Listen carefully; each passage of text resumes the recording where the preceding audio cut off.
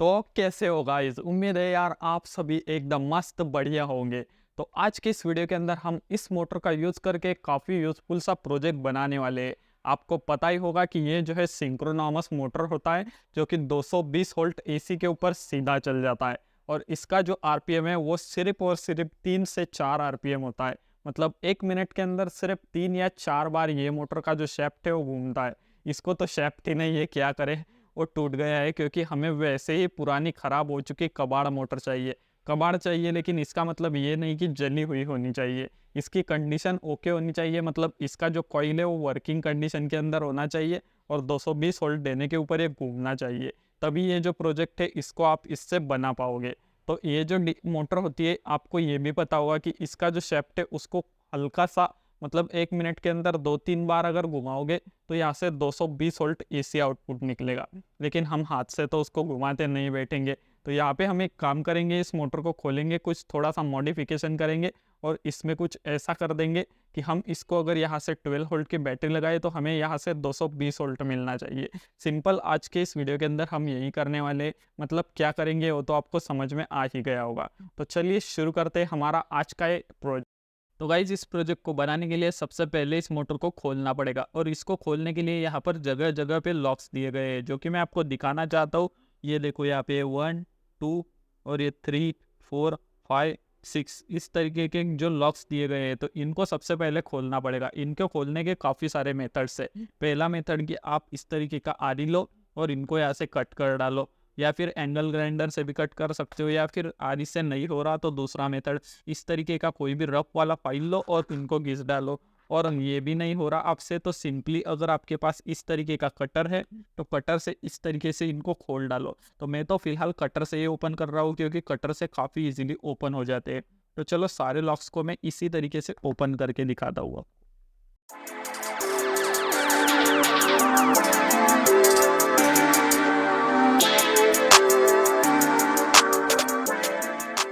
तो गाइज, अब लगभग इसके सारे लॉक्स जो थे वो खुल चुके हैं। अब इसी को हम ओपन करने की कोशिश करते हैं। तो इसको यहाँ से इस तरीके से आपको एक जगह से दिख रही होंगी, तो यहाँ से और इस साइड से भी एक दिख रही होंगी, तो यही से हम इसको ओपन कर सकते हैं। तो देखो, इस तरीके से इजीली इसको हम ओपन कर लेते हैं। और इसके जो गियर्स है उनको मैं आपको एक बार ओपन करके दिखा देता हूँ कि किस तरीके के दिखते और कितने पावरफुल गियर इसके अंदर लगे होते हैं। वही इसके टॉर्क का राज होता है। तो देखो, ये जो हमारा एक गियर है कितना मोटे साइज का लगा हुआ है और कितना ज़्यादा पावरफुल है। लेकिन ये यहाँ पर जैम हो चुका है, क्योंकि ये जो है थोड़ा सा बेंड हो चुका है और इसकी शेफ्ट भी टूट चुकी है। तो ये तो गियर बाकी के जो है वो ठीक है। आप देख सकते हो इस प्रोजेक्ट के अंदर हमें इन कोई किसी भी गियर का काम नहीं है, लेकिन फिर भी हम इन गियर को फेंकेंगे नहीं, खोल लेते और संभल के रख लेते। लेकिन ये जो गियर है इनको निकालने से पहले मैं आपको एक बार इस मोटर को इसी तरीके से 220 वोल्ट एसी से चला के दिखा देता हूँ कि ये वर्किंग कंडीशन के अंदर है या नहीं। मतलब मुझे भी वैसे उसको चेक करना ही था, तो चलो आपके सामने ही चेक कर लेता हूँ कि ये वर्किंग में है या नहीं। तो भाई चलो इस 220 वोल्ट एसी वाले बोर्ड के अंदर लगा देते हैं। काफ़ी सेफ्टी के साथ लगाना पड़ रहा है, क्योंकि इसके अंदर कोई स्विच नहीं लगा हुआ है और अगर वायर को हाथ से टच कर दिए तो समझो गए ही। तो देखो, हमारा जो मोटर है वो घूम रहा है, कभी घूम रहा है, ये गियर तो घूम रहा है और ये इसको रोकाने पे इस तरीके से रोक जा रहा है।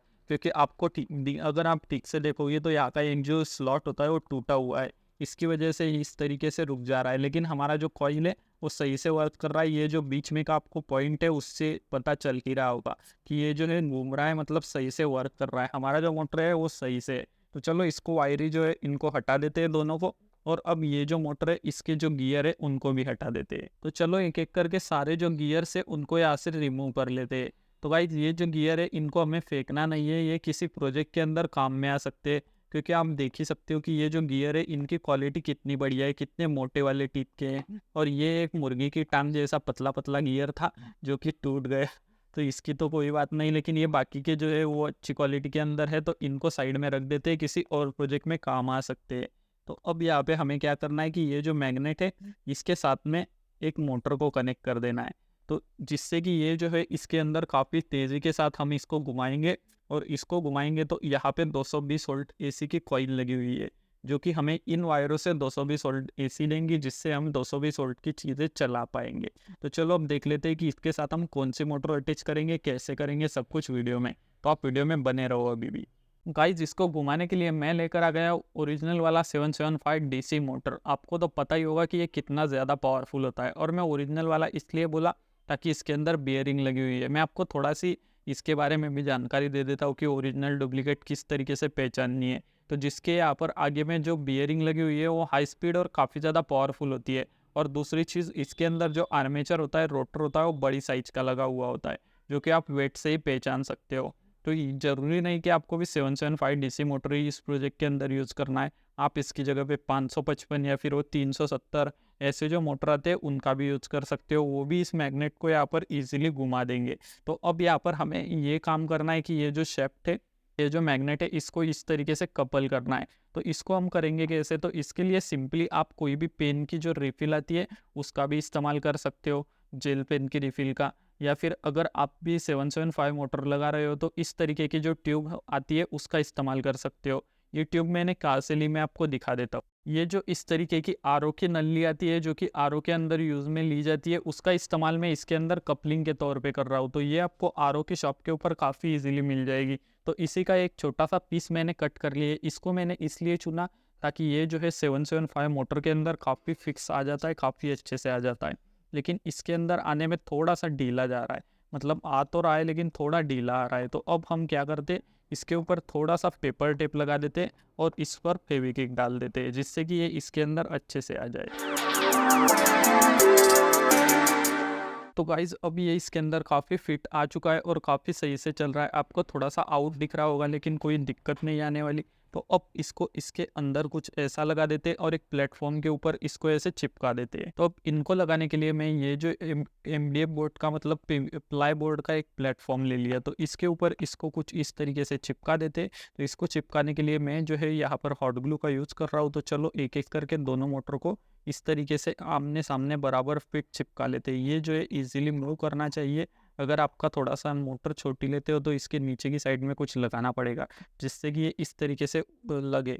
तो चलो अब ये जो दोनों जो है वो तो एक ही लेवल के अंदर आ रहे हैं, तो इनको इस तरीके से चिपका लेते हैं।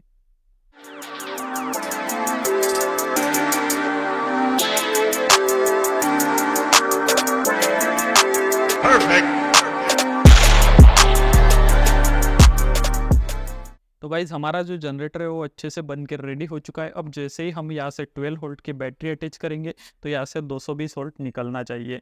तो चलो मैं इन वायरों को थोड़ा सा इस तरीके से फोल्ड कर लेता हूँ और यहाँ पे इस एंड के ऊपर एक होल्डर लगा देता हूँ, जिससे हम एलईडी बल्ब लगा के चेक कर लेंगे कि 220 वोल्ट आ रहा है या नहीं।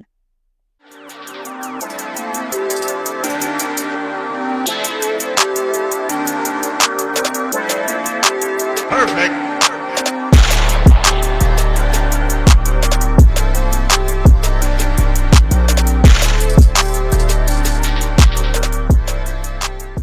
हमारे जनरेटर का सब कुछ रेडी हो चुका है। यहाँ पे होल्डर भी लग चुका है। अब होल्डर के अंदर लगाने के लिए यहाँ पे मैंने जो हमारा एलईडी बल्ब आता है घर के अंदर चलने वाला 220 वोल्ट का, वैसे मैं कंपनी का नाम बता रहा था लेकिन ये कोई स्पॉन्सर्ड वीडियो नहीं है। तो चलो इसको यहाँ पे लगा देते और उसके बाद ये जो मोटर की वायर है इनको यहाँ पे बैटरी के साथ अटैच कर देते और फिर देखते हैं कि हमारा जो बल्ब है वो जलता है या नहीं।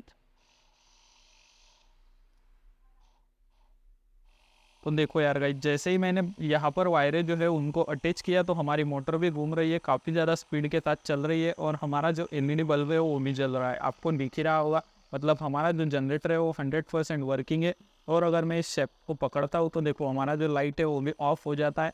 मतलब इसी से जो हमारा लाइट है वो जल रहा है। यहाँ से 12 वोल्ट जा रहा है और यहाँ से ये मोटर 12 वोल्ट को ले रही है और ये जो है 220 वोल्ट को बना रही है और इस बल्ब को चला रही है।